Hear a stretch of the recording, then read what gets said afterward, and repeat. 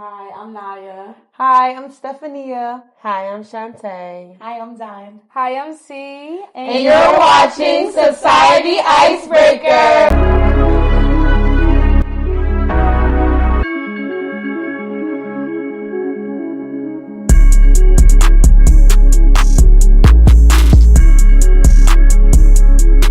What's up, ladies? How y'all doing? Doing amazing.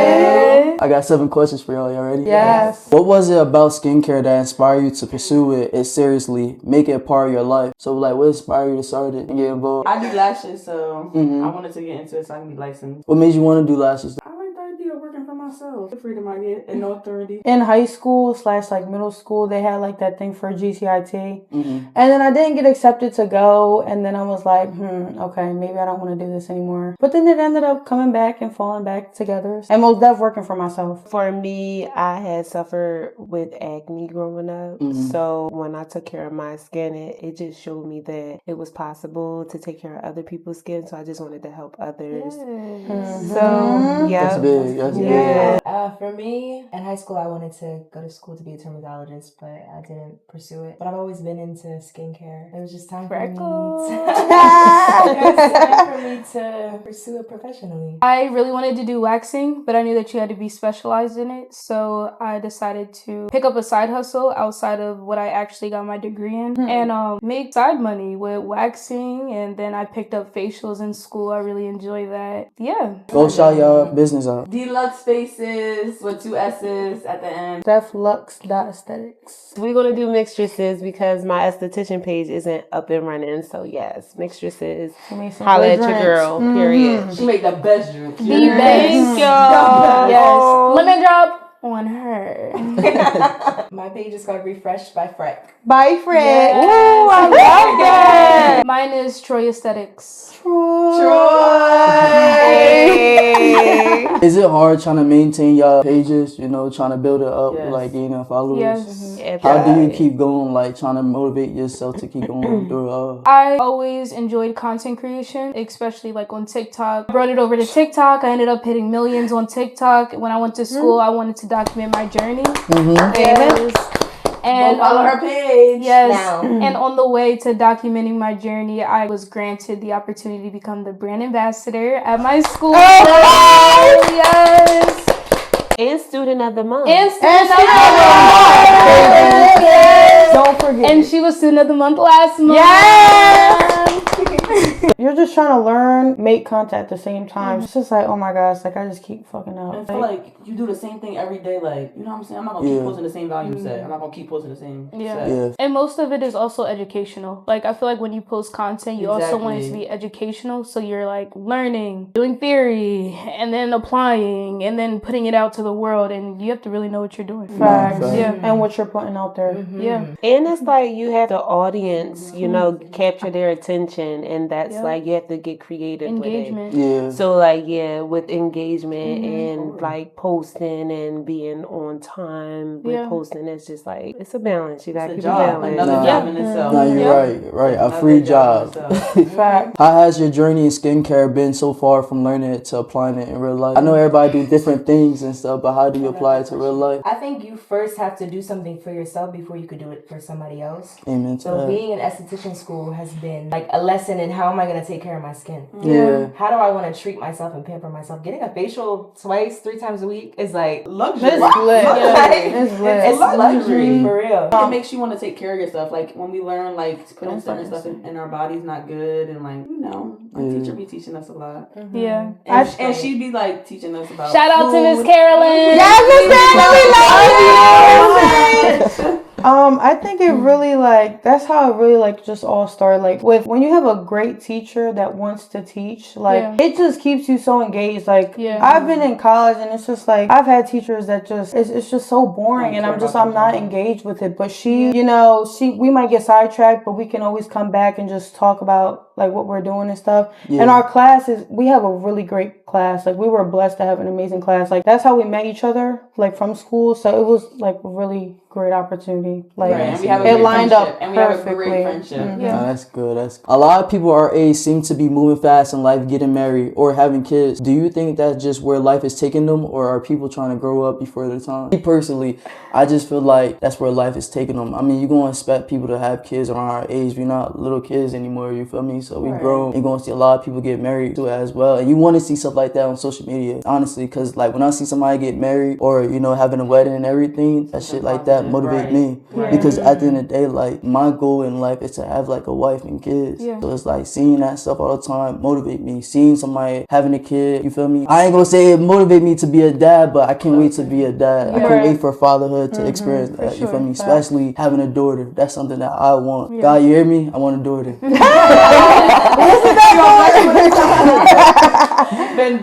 What about you? So I can speak from my experience because I have a daughter. Yeah. It wasn't like planned or anything, but when you have unprotected sex, I feel like you have like an idea that could happen or that it can't. Yeah. It's just a possibility, but you never know. So like I said, like she wasn't planned, but she just happened. But I think that's just God's journey for me. Like it most it had me grow up faster because I had her my senior year of high school. But I had a lot of trials and tribulations. But like it made me who I am right now. And Can we clap it? That's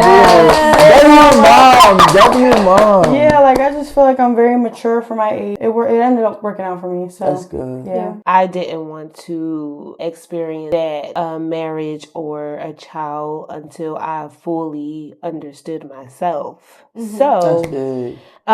yeah, that's important to me, especially when you bring a life into this world. You have to you're now raising, and that person is like mirroring everything about you. So I want to be the best person and version of myself. So I think it depends on the situation. Like for some people, that might be where life is taking them. Yeah. Like everybody's on their own timing. But I think also some people just see what others have and they want it. So they try to fit into a certain lifestyle, whether it's marriage or kids or smoking, drinking, or just like pursuing something that's not their purpose, even like just doing things that's not them, but trying to make it fit them exactly because they see somebody else doing it. The whole time they have a gift inside of them that they're meant to share, but they're sitting on it because they want to be somebody else. Right. Wow, Diamond, you worked so amazingly. In general, it just depends on who the person is. Right. Why do you think so many relationships don't last anymore? Is it a lack of communication or people not buying the love the same way? Social media.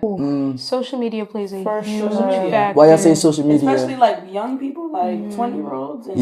Because people see that. Because it's not People social media people. for me. Yeah, same. But go ahead.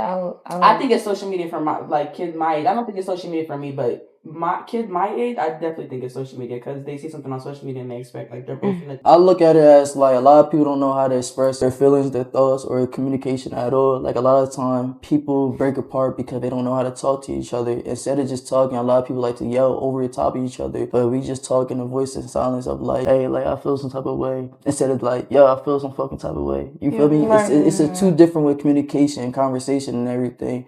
So I feel like, and also I just feel like this generation that we are in, it don't value love like the way how the 90s and 80s does. Like, fact. Everybody our just parents play into it though. Yes. The way our parents treat us play into the way we love. Yes, for sure. Say that People's again. background Say that again. for The way our parents treat us play into the way we love. Why you say that? Because if they don't love us correctly, we'll never know how to love. You can learn how to love. You can one day. It's gonna take you a long time. It's gonna take you longer though than anybody like, that is. I feel like if you still have like childhood trauma and you trying to get into like a relationship with somebody, you projected on them. That's facts. You gotta love yourself first. You gotta really. That's why I say you gotta people heal don't value yourself, love. and that's why I think that people that should heal and then they have kids. Yes, honestly. Yeah, but that's a key thing. You gotta love yourself before you love anybody else. Like literally, when y'all say like the healing the past traumas and things like that, like we were just talking about that earlier. Like it's a must. Yeah. You got to, or else you're not gonna love the person that you want to the right way, and y'all are just gonna be hurting each other the whole time. So it's just like now you're damaging yourself more. Now you gotta heal from something else. You know, it's just you're just passing it on. Yeah. When it comes to that, I feel like it's a lot of things that be the reason why people are not together. But what matters the most is that the two people want to be together. That's what really makes the difference, because when you want to be with somebody, you'll do whatever it is that you need to do for that person and for yourself. Yeah. So it's more so of like a reciprocal want for one another. Yeah. That's facts. I agree. That's a lot of people want people and then they don't want them back. That's Thank true. you, Yeah. Red. And then they be in relationships and Honestly. Facts and commitment. A hard time issues. committing people, but claim that they want them so bad. So it's just like, which one? Pick your poison. Do you want to, do your thing, or do you want to be committed? People want to be in relationships though, but don't want to actually be in a relationship. They don't. Love bombing is real. yes. Yeah. I think all of that is rooted in fear. Mm-hmm. Like, I think it's rooted in What we see too. Yeah, it's like rooted in fear of being rejected, but also a fear of committing to somebody and then they abandon you. Right. Yeah. So it's like, it's just a fear that needs to be addressed and dealt with. All from our parent. Not potentially, but it also could be from not dealing from a relationship prior. That is true. That is true. Because you can't take a past relationship that was bad into a new relationship. Because if you do, then you're going to look at the new person as this old person. Yeah. No matter the way how you try to look at it at all. But I also feel like it's about learning yourself as a person and knowing what works for you, because not the traditional relationship is going to work for everybody. That's why we have so many different things out here now. So it's about knowing yourself and what works for you, because my biggest thing was I didn't feel like the person that I was with checked off all my boxes. And in a relationship, it's like you want somebody that's going to check off, if not all, most of your boxes, but it is, what are those boxes? And so it's like, I don't know, it's knowing yourself and then knowing what you want in a relationship and being honest with yourself and honest with the other person or other, whoever you want to, deal with. And what you want to put up with. Why do you think so many people want to be in love but don't really know how to love? How important do you think it is to know how to love before giving it to someone else? If you don't know how to love, then you're just going to be wasting time. I just feel like that's some bullshit. Facts. Don't waste my time. Don't waste my time. I love art. I don't even like get into relationship, but when I get into a relationship, that means I really like you a lot. But then it's like when you play my emotion, play my feeling, it's like, damn, did I really waste my time? Yeah. But then I learned that you don't waste your time at all, because even though the relationship can be rocky, you develop a better person. And you learn the everything lesson. is a learning experience. Everything is a lesson. Exactly. If you take everything as a lesson, life gets better. Yeah, honestly. Being in love is beautiful. You have the movies, you have the social media, you have the holidays, you have all of these things that highlight what love could be like. But when you don't love yourself first and foremost, you're not going to know how to get that love that you're seeing on the screen. It goes back to childhood trauma, and it also goes to how you feel about yourself. When you have that self-worth, self-love, self-respect, that's all you're going to elude in the world. You're going to give it out. So if you're lacking that, you're just not going to really know how or what that love would be like. And people miss out. If people don't, wake up and realize that that's the key to unlock, the world of love, because God is love. And when you are aligned with God, you have nothing but love. So for sure, that's important. And some people, what's so sad is that they have an idea of what love might be from a messed up household, and then they carry that on instead of realizing, like, I didn't like this as a child, or I didn't like this at some point, but yet when are you going to take accountability? What was the worst someone has ever made you feel, and how did you turn that pain into growth? I just don't like my mind manipulated, especially when lying comes into play. How did that pain turn into growth? I shit on you. And I got my money up. Say it again. Big C not lose. Man, I just did it on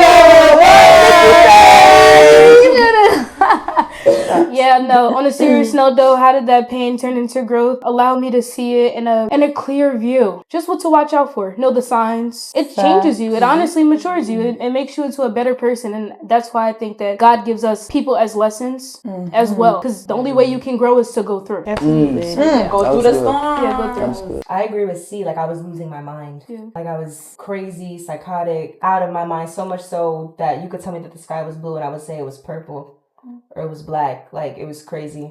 And I used that pain. One, I said I'll never let that happen to me again. Yeah. So it matured me, like she said. No longer am I naive. I'm grateful for that experience. I no longer hate that person. Mm-hmm. So I just got out of a 9-year relationship. Oh, I was engaged and all of that. I felt very, very low. Like, if it wasn't for these girls right here and, other friends and everything like that, I don't know where I would have been, because I was really in a dark space. And it was like dark because I didn't expect that. It was very unexpected for me. And when the situation came about, it was just like, you could change yourself for the better and then somebody still don't see you.